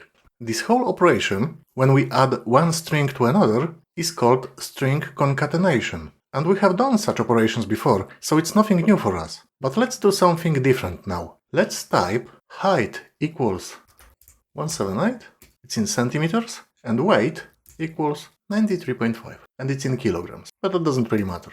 And what I'll try to do now, I will try to use that string concatenation method. So I print. So we've got print your height is in quotes as its string. I will try to add that height variable, and then I add another string and your weight is, and I will try to add that weight variable. Let's click enter. As we can see, Python is complaining, and it even tells us exactly what it doesn't like. It says you can only concatenate string to string, not to integer. And this makes sense, because even this entire operation is called string concatenation, which means adding some strings together. And here, what is the first value we tried to provide? What is the first variable, I mean? Well, it's an integer, right? It's the whole number, 178. And in the second case, we've got a floating point number. And I can tell you right away that it would also complain about it, because it's floating point number and not a string, but because Python encountered that integer first, the error only mentions that integer. We simply cannot add those two data types together. And theoretically, we can fix this in various ways. For example, we can write our values as strings by simply adding quotes around them. So my height becomes this, and my weight becomes this. And if I try to run it again, now it works fine. It says your height is 178 and your weight is 93.5. That's because we changed the data type for height and weight. But the thing is, what if we want to keep our variables as previous data types? I want to have that integer and floating point number. I don't want to keep them as strings. So let me convert them back. And the other option we have, we can use str function, which can change the data type of current variable to a string, regardless of what data type it currently is. So I've got my variables back to what they were, integer and floating point, and now my print will look a little bit different. I will change this height to string using str function, and because it's function we use those brackets, and then I go to weight and I convert weight also to string using str function. So let's run it now. As we can see, now it works again, even though the variables are kept as integer and floating point number. We only change them once for that print function, but it doesn't change the data type of the variable itself. So you could say, yeah, okay, so it works, yes? Yes, it does work, but it's a bit tedious process, isn't it? We have to look for all those variables, check which ones aren't strings, and use some functions to convert them to strings if they aren't. This really isn't that clean, is it? So there is another function, sorry, it's a convenience feature, I would say, that was added, and it's called fstring. And I believe that fstring comes from the format string, because the syntax is similar to that format string method in older Python versions. So how do we create that fstring? We simply, I will use up arrow again, so this is our last print function, and now I will just move it to the very beginning, and I add little f. And now I don't have to change any data types with function. Python will do it for us automatically if I just enclose those variables in so-called curly brackets. So this is my first variable I want to convert. I use curly brackets here, and the second one is the weight. And now I also don't need these quotation marks, because Python will convert those values to string first, so it will be a very long string of characters. I have to add a quotation mark at the end, because otherwise all of that is simply one long string now. If I press enter, then you can see that I did something very stupid, because I can also get rid of that pluses. That's better. But now look at this syntax and look at that syntax. I think this one looks so much better. And in fact, you will encounter f-strings very frequently, because also this process called string concatenation is used very often, I would say, in Python. And that's all I wanted to say about f-strings. It's essentially just a convenience, but it is very important and it's commonly used feature in Python. Thank you for watching. Now let's talk about the user input, or the input function. What is it? User input is a function that allows the user of our Python program to enter some data. Let's maybe take a look at how we use this function. This is what we did in previous lesson regarding the f-string, but I will copy that maybe. That might be useful. And let me just exit. Maybe we will write a little program this time. I will use vim and we'll call it marek.py. Okay, I already have marek.py program. Never mind, we can reuse it. We just delete everything here. I will paste that line and I will add that height. That was in centimeters, and the weight, that was in kilograms. This is our program. So I will escape :wq, so I will save it, and if I run it now, we have exactly what we had before. Python displayed what we had already seen in previous video. But what if our user wants to enter their individual data themselves? Because every user will have different height and different weight. We don't want to have those static entries in the program. We want a user to be able to type in the values for that variables. Plus, we need to have some accessible way to input those variables when running the program, because our users probably don't know Python. For us, it's not a problem. I can open the file, change the variable. That's because we know Python. But our user probably doesn't. So the input function is used for exactly that. Let's edit our program again then. I will go to marek.py, and what I want to do is to use input function. Because it's function, we use those brackets, and in fact I don't have to put anything in those brackets, but that's a bad idea, because what I can do, I can put some hints for the user about what to enter. And for the height variable, the user should enter their height, yes? And preferably in centimeters, so I can say as a string, quotes, I can say here, what is your height in centimeters? And for the weight, I also use input function, and in quotes again, and I can ask user, what is your weight in kilograms. And once the user types that in, that user input will be then saved as our variable for height and for weight. So now let's save it. So it's escape:WQ, and I run the program again. And we can see that program encounters that first user input function. So the program stops and waits until that input data is received. So my height is, let's change it maybe, 150 I say, just to put something different. And now it asks me for weight, so maybe 88. If I press enter, now our program has all the variables it needs, so it displays your height is 150 and your weight is 88. And if I run the program again, maybe different user runs it, and they have different height and weight, so maybe 200 and 100, the result will be displayed for these new variables, or for the values kept in those new variables. And as always, I recommend not only watching this, but start playing around with those functions, simply to remember them and understand them better. Thank you for watching. In this material, I wanted to talk about functions in Python. In fact, we have already encountered several functions. Probably the most popular function that we used almost every time was the print function. We can do something like print hello world, and this is so-called built-in function, meaning that print function is immediately available in Python and we can access it right after installing the Python itself. There are many built-in functions. For example, the other one is length, and we just type len, L-E-N, and it shows us the length of a given object. For example, I can do maybe a list, 5, 6, 7, 8, 9. I press enter and we get the length of that list that was passed to the len function. We can also check the length of the string, it's not a problem. If I type length hello world, it will give us 11, because that space is also included. It is a special character that is part of this string. One more function I wanted to mention is the help function. It displays very helpful information for us.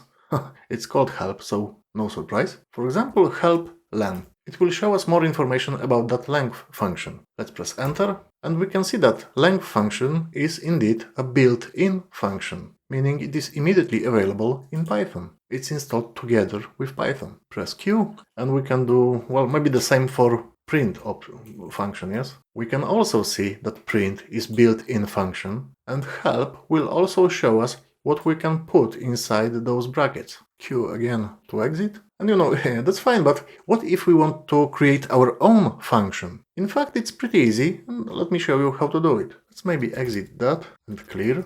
We had a little program in previous video.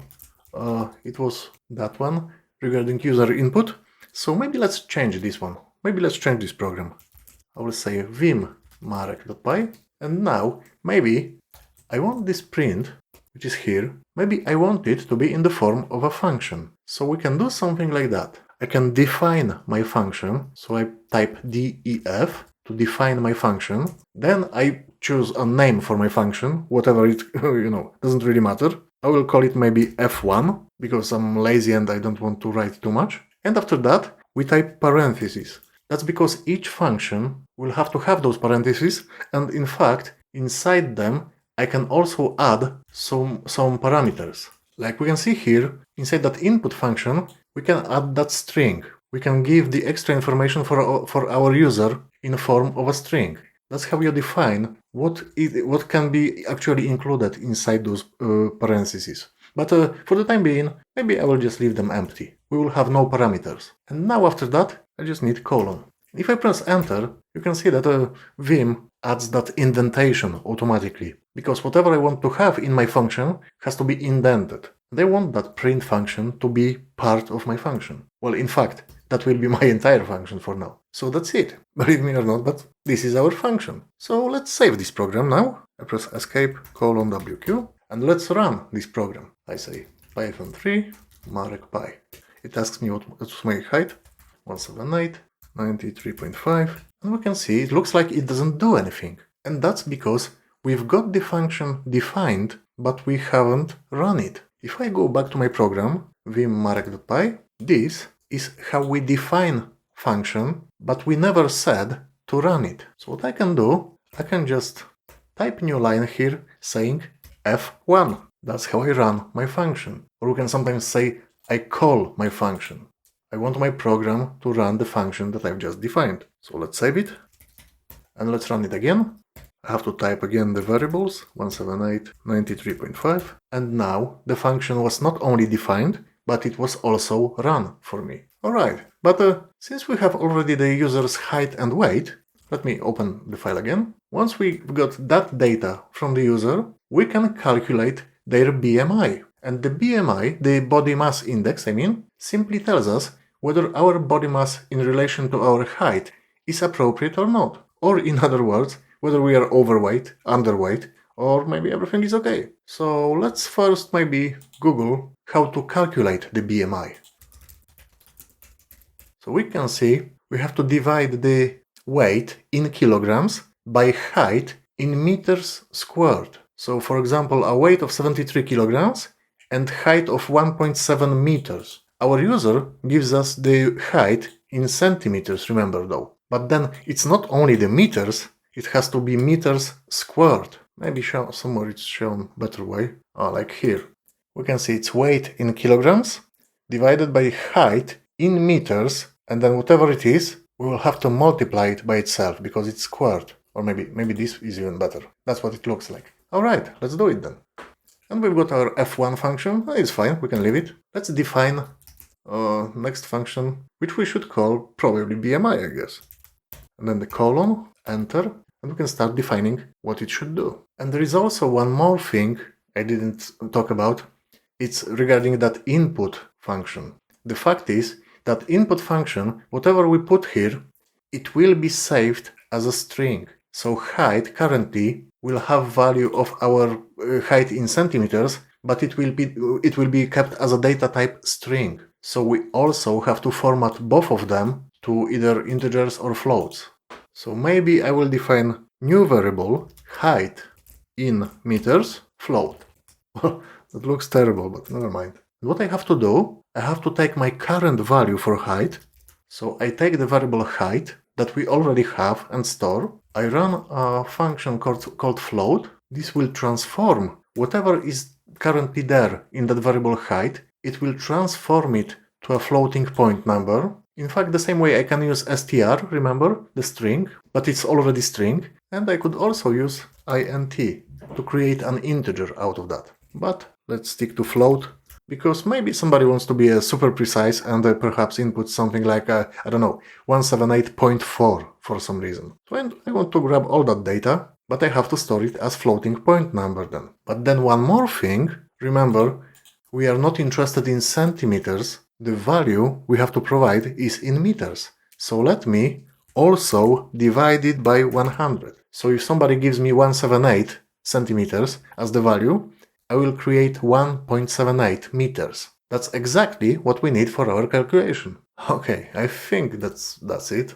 Now the weight, and in fact the weight doesn't have to be, we just have to change the data type, and we can change it, well, let's call it differently first of all. Float equals float. Well, we have to take the current variable weight and just change it to float. We will use again function float. So we have two new variables. It's height and it's in meters, because we divide it by 100, and it's floating point number, because we use function float. But for the weight, we only change the value to float. Whew. Alright, next line, we will just calculate that BMI. BMI equals, we have to take that, we have to take our weight, but as a floating point number, and now we have to divide it by our height in meters. That's our variable for that, but not only that, it has to be squared, remember? So we have to multiply it by itself, and we will have to add those brackets in that case. Means we grab our weight and we divide it by height in meters squared. But now it would be useful to also print the value as the output for our user.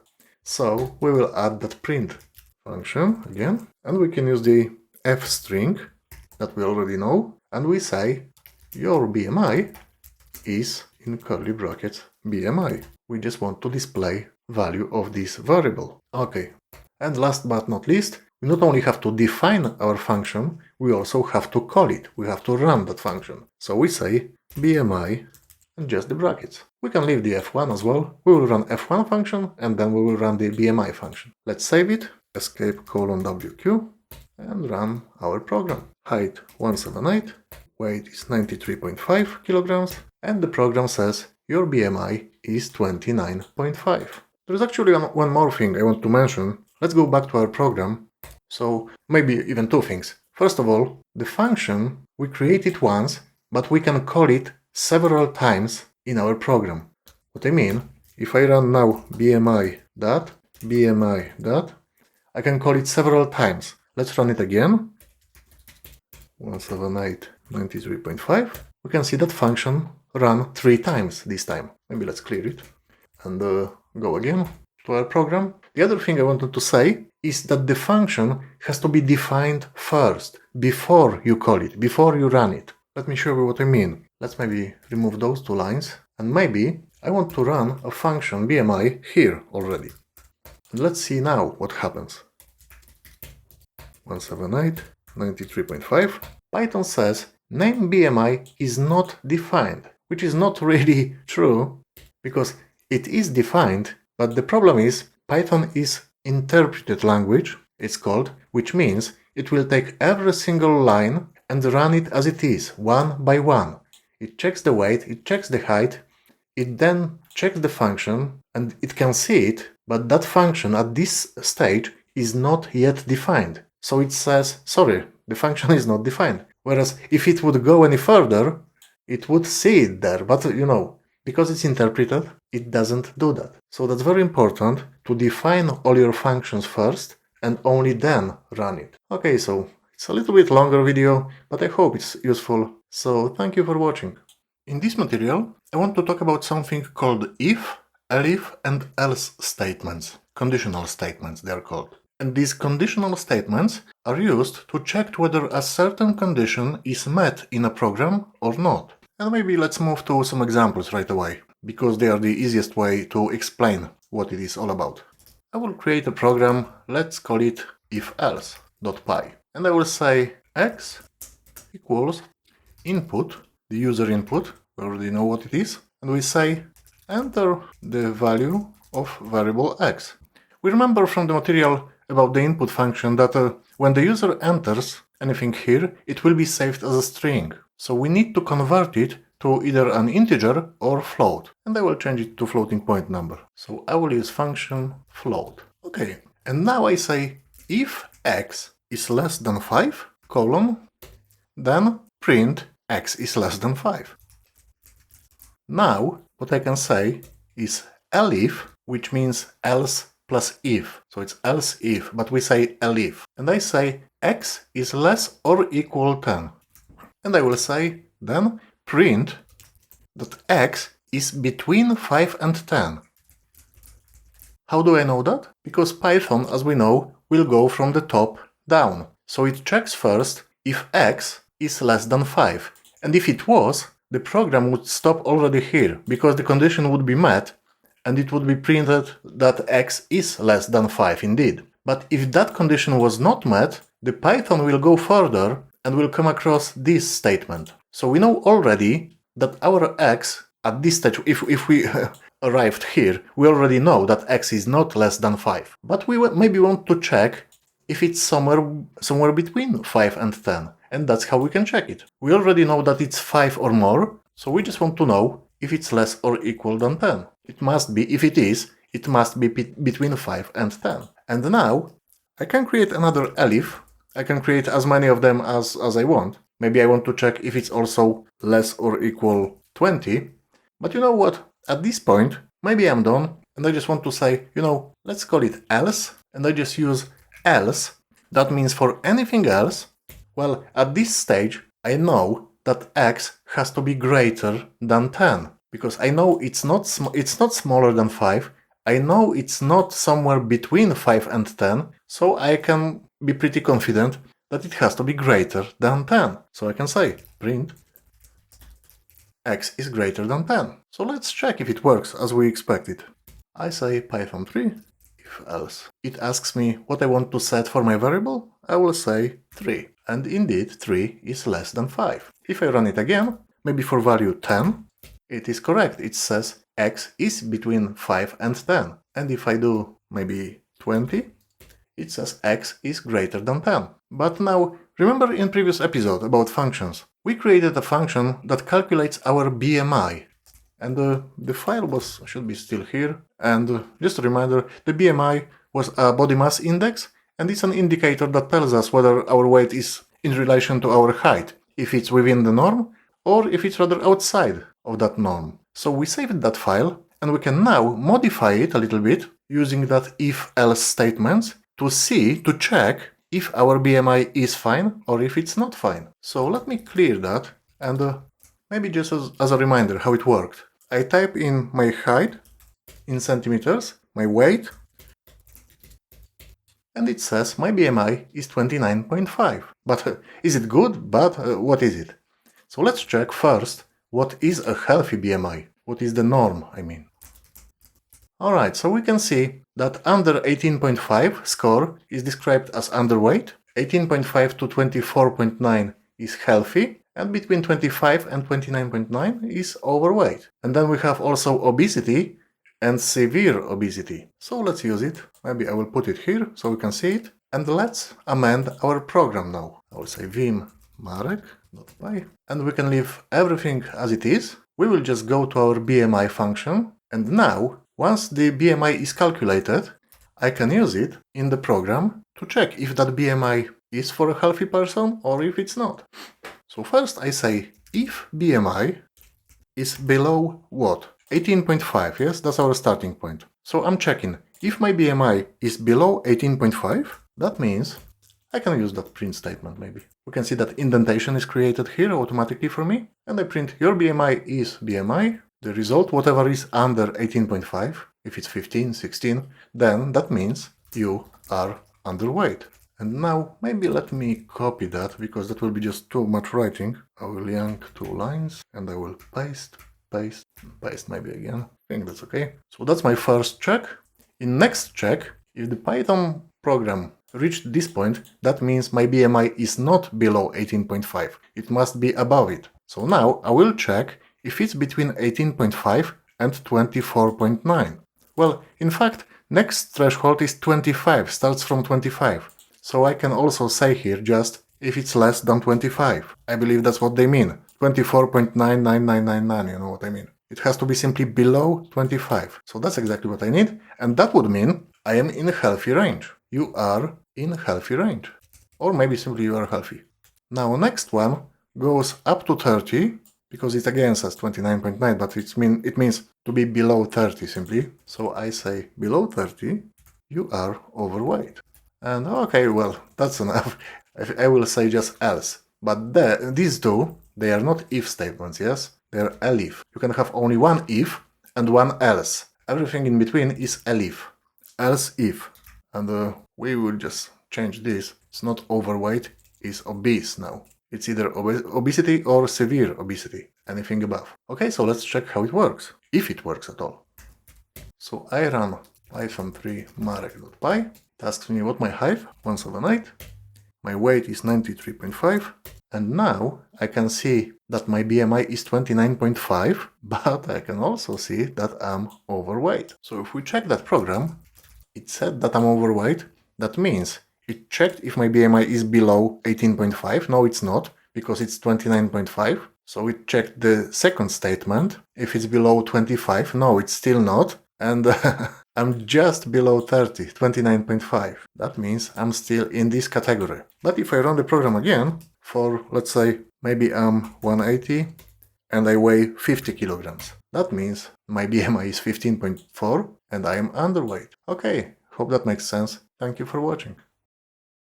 In this material, we will talk about so-called classes in Python. And in fact, we have been working with classes almost all the time. We used them in every previous episode, but it may not be so visible or obvious.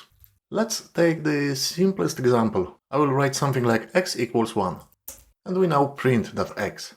So we simply take the value of 1 and we assign it to our variable x. And with the print function, we simply display it on the screen. And we already know that this 1 is a data type called integer, meaning it's a whole number. But how does Python know that this is an integer? And how does it know what can be done and what cannot be done with that integer? We remember the type function that shows us the data type. let's use it here. As we can see, the integer that is a whole number is a class. That's the very class we are talking about. And that variable x, or that number 1, are so-called objects. So that value 1 is an object that belongs to the integer class. And I can create unlimited number of such objects. For example, I can create another object, let's call it y, yes? Y equals 2. And now if I run same but for y, this is my second object, but it still belongs to the same class, which is the integer class. And some of you may have heard that Python is referred to as an object-oriented programming language. And that indeed is the case, because when working with Python, we are practically always working with some type of objects, whether we realize it or not. So if we write something like that, x equals hello world. If we now print type for x again, now we can see that hello world was assigned to variable x, and it now belongs to a class called string. That is a sequence of characters. But what does it really mean? It means that this string class will have different characteristics. For example, if an object is in string class, we cannot multiply it by floating point number. Whereas if an object is in the integer class, we can multiply it by both another whole number or by floating point number. So all these rules about what can or cannot be done with a given object are recorded in the class in which that object resides. And at this stage, to explain this even in more detail, it might be the best for us to create our own class as well as object for that class, or even we will create several objects within that new class that we are going to create. Because just as we can create numbers or strings, maybe we want to create a new class to create, I don't know, rectangles. So yes, let's say we want to create a class for our rectangles in Python. So how do we create such a new class? Maybe let's start from creating a new file. I will use Vim. I will create maybe Marek class.py. And now what I have to do, I just write class, rectangle, or whatever I want to call it, my new class, and I add colon at the end. And now I've just created my new class. Let's press enter. Now we can create what's called a properties for our class. Properties and attributes, actually. What I mean, as we know, every rectangle has a length and a width, yes? So we can define those as our attributes for our rectangle class. And to do that, we need a special function called dunderInit. And I know it sounds funny, but it has this unusual naming because it is written as underscore underscore, then init, and then again underscore underscore. And this dunderInit is a special function that is automatically called by Python every time we create a new object from this class, which we will do shortly. Then we also add brackets, and in these brackets we provide so-called parameters. And currently the only parameter we will have here is called self. I mean, we can call it whatever we want, but we'll discuss it shortly. This parameter will later be replaced by the name of the object we create from this class. I know it's getting complicated, don't worry about it. We'll go through it. Same with this self. Don't worry about it, it will be explained shortly. For now, let's write the rest of the things we have to write, okay? We need those attributes for our object, which are length and width, because that's what each rectangle has. So let's finish our function first. We have to just use def, because each function we write, we define by using that def, yes? And I keep saying function, but somebody, to make it even more difficult, said that if you write a function inside a class, it's called method. But never mind, it's really not the most important thing here. We have to finish it with colon, our function, press enter. Now we are defining the attributes, length and width. So we say self width, and maybe it's 10, okay? 10 centimeters, let's say. Well, just leave 10. And self length, yes? And it's maybe hard-coded to 20. So width of our rectangle is 10, length is 20. And now, to understand this self, what it is, let's create our first object from that rectangle class. Maybe to make it super clear, I will do something like that. We finished playing with our class, we now start with our object. And the object, how do I do that? How do I create an object? I can create, for example, my first rectangle, rectangle 1, and I just say equals to rectangle, and I use brackets. And also note, that's what you usually do. For class, the first letter is usually capital letter. For objects, it doesn't really matter, but none of it matters. It's just you can create a class that starts with lowercase. It's just simply something that software engineers agreed on, that class should start with capital letter and then the remaining ones are small letters. And that's how you create your first object from that class. So what I can do now, I can print my object, rectangle1. So I will press escape:\w. I will write it to the file, and maybe I will open another terminal. I will open it here, and I will run that program to see what happens. First, let's check if here is where my file is, lsl. So we've got previous MarekPy, but now I've just created Marek class. So let's run it. When we run our program like that, what Python will display is the memory location where it created this new object that we called rectangle1. So all of this, you can see, is simply a memory location where Python saved that new object. But what really happens here is Python will read that rectangle1 and the first parameter we placed here, which we called self. Remember, we store parameters here in those brackets, yes? First parameter says self. Python will replace that self with rectangle1. So it will place rectangle1 here, and then it will replace also these with that value, rectangle1. So rectangle1 width is 10, and rectangle1 length is 20. And we can actually retract that data. We can say here in our program, we can say also print rectangle1 width. And the same way, I can get value for rectangle1 length. So again, for this object, rectangle1, I place this value in our class. Here, the self becomes rectangle1. And now I've got rectangle1 width, rectangle1 length. So I will say escape:\w. We will write it to the file, and I will run the program again. And now I extracted those values. And these are these attributes. Rectangle1 width is first attribute, and rectangle1 length is the second attribute of my rectangle. And I just want to show you something to make it clear. This self, we called it self, but I can actually call it anything I want. If I want to call it Marek, I can do, but then I have to replace those also with Marek.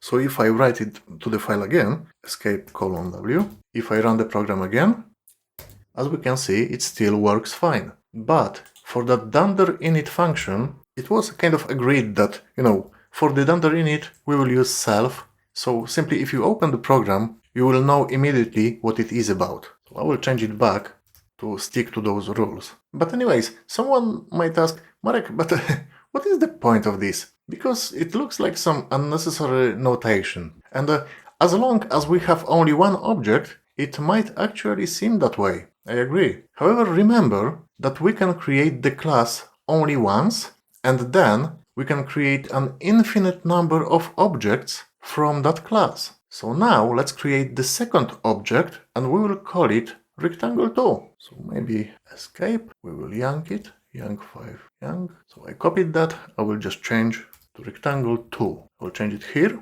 and then I want to print the values for rectangle2 this time. Now we created second object, and when Python starts reading the program, it will see rectangle1 first. And then it will see that we want to create an object from a class that we called rectangle. So it will find this class, it will replace whatever we put in parameter here, and as I said, you will usually see a word self here. It will replace that self with rectangle1, and it will use that name for all remaining attributes. So we have rectangle1 width is 10, and rectangle1 length is 20. But then it will print all those values. It will see the second object, rectangle2 this time, so it will go back, because we can see, Python will see that we want to create objects from the same class, so goes back, replace this self with rectangle2 this time, and all the attributes will be called rectangle2 width and rectangle2 length. And that's what we want to read here. So if I now write to the file, escape:\w, and we run our program, what we first can see that the second object for rectangle 2 has indeed different place in memory. It's separate object created somewhere else in memory. I can see only two last values have changed, but anyways, this is new location. This is new memory location for object 2 that we've just created. But now someone might be looking at that and say, Marek, this completely doesn't make sense. Why would I create more objects when they are all exactly the same? Well, each of these rectangles has a length of 20 and width of 10. So what's the point? And again, indeed, at this moment, that's true. These objects don't have much meaning because our length and width are hard-coded in our class. We hard-coded those values here. However, this doesn't have to be the case. We can modify our class now so that it can accept any values for the length and any values for the width. And to do this, we can add additional parameters to our special dunder_init function. And when I say parameters, I mean here, whatever we have in these brackets, yes? Because here is where we store parameters. And once again, it doesn't matter what we name them, but to make sense, we will name these parameters width and length. Or maybe I will add r, rectangle width. I just want to distinguish it from this, so it's clearer what is what.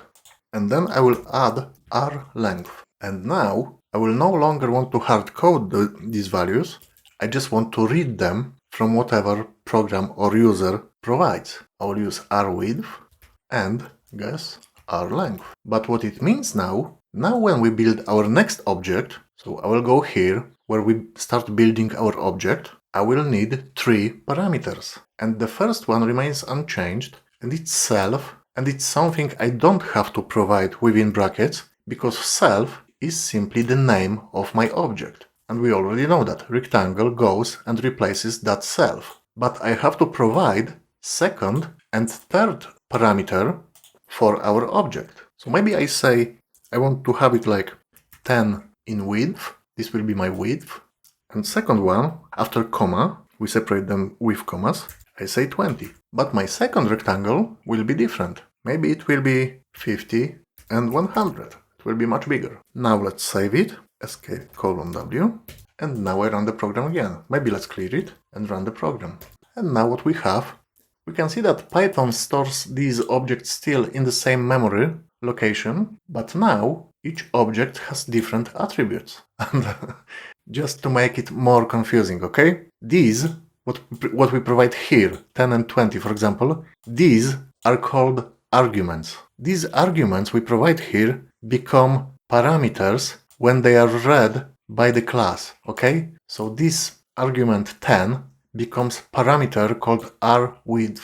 And then that parameter rWidth is used here as a value for attribute self_width. Loads and loads of names, I know, but the most important is to understand the concept, not remember all those names. But I just mentioned it just in case you are interested in. And also remember, this I keep referring to as function, but if we write a function within a class, now we really should call it a method, not function, even though it's function, but I don't know, somebody likes to make it complicated, more than it should be. But never mind. But we've got width and length, yes? So maybe we could add additional features for our class, and we can calculate perimeter and area. So let's go back to our class, and we want to define perimeter and area. And we define them as a separate functions for our class. So I say define function called perimeter, and we read the name of the object again. So for rectangle 1,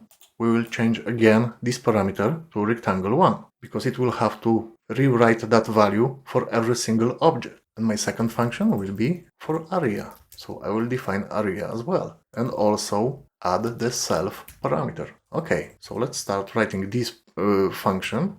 We will say print f, we know f strings already, and we say perimeter is, we have to calculate by multiplying width and length, which in our case is self_width attribute multiplied by self_length attribute. So again, because that might not be perfectly clear, I create first object called rectangle1, I create it from rectangle class, my first parameter is self, is the name of the object itself. Now I pass first value, which becomes parameter rWidth.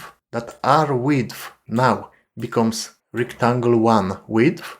And because this function also replaces that self with rectangle1, it will read that rectangle1 width and will multiply it by rectangle1 length. Hope that makes sense. And for the area, we print area is... I've just realized. You're probably just watching and saying, like, Marek, what are you doing? Of course, this is area, yes, because that's for the area, and this is perimeter. Never mind. Because perimeter, how we calculate perimeter? We do self width, we add self length, and we multiply it by 2. But we have to put brackets here to make sure this operation is done first. That's better, isn't it? Alright, so that was a little hiccup, but now I can go to my object, and maybe let's remove these lines.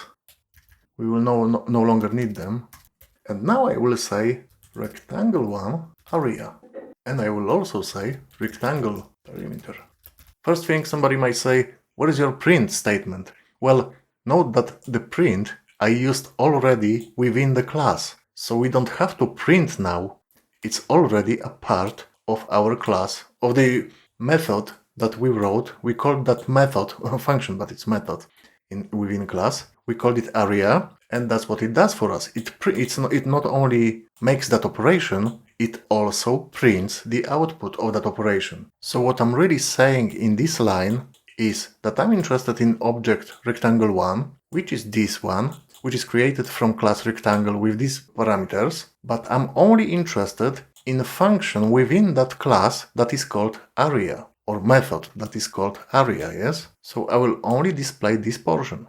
But in second line, I'm saying, you know what, I'm also interested in perimeter. So I will also run this method within that class. And let's do the same for rectangle 2. Alright, let's write it to the file, escape:\w, and let's see what happens if I run now this program. Okay, it wants something about line 7. So it's 1, 2, 3, 4, 5, 6, 7. And of course it does, because I'm stupid. Do you know what it is? We've got a missing bit, but it's very important, as you can see. It's the colon here and there. And maybe let's remove this line. Or no, maybe let's add extra one. Might look a little bit better. Okay, again, escape:\w. Let's run it again. Now it's better. It says area is 200, perimeter is 60. For first object, and for second object, it says area 5000, perimeter 300. And you know what? Yeah, that's cool, but the thing is, you don't normally do it like that, where you write your class and your objects in the same file. You usually have your class in one file and objects are created somewhere else, usually as part of your program. So let's see how it can be done, how it can be split. I'm saying create new file, Marek object. Marek object, it will be called .py. And now I will copy my object to this file. Perfect. Now, well, I don't need it in fact here, so D9D. Okay, now it's removed. So I will write this file. This is my Marek class file, and here is my Marek object. However, I have to add one more thing, because this object has to know where that class is. So I'm telling it by using import Marek class. Those files are in the same folder, so I just have to specify the name of my file. And I can ignore the .py extension. I just provide the name of the file. That's it. And in this case, it will be fine. But just wanted to mention one more thing. We've got class rectangle, yes? But maybe I want to write more classes, like a circle, like a square, whatever, triangle. But here in my program, I'm only interested in class rectangle. I'm not interested in class triangle, for example, alright? So I can be more specific here. I'm saying here from Marek class, import, and which class I want to import. I only want to import rectangle. That's what I'm interested in. So if I had multiple classes, I would only pull the rectangle one. Alright, let's save it now.